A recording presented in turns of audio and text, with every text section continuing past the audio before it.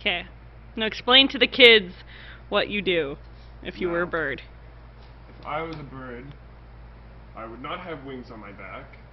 In fact, I would not have wings at all.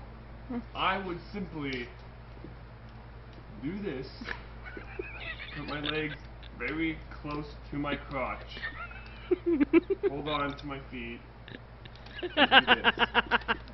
And that would lift me off the ground, propel me into the air, and I would steer by using my butt cheeks.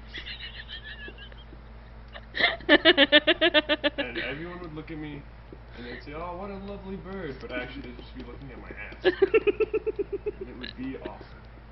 And that is the story of how to be a bird if you have long enough legs and are flexible enough.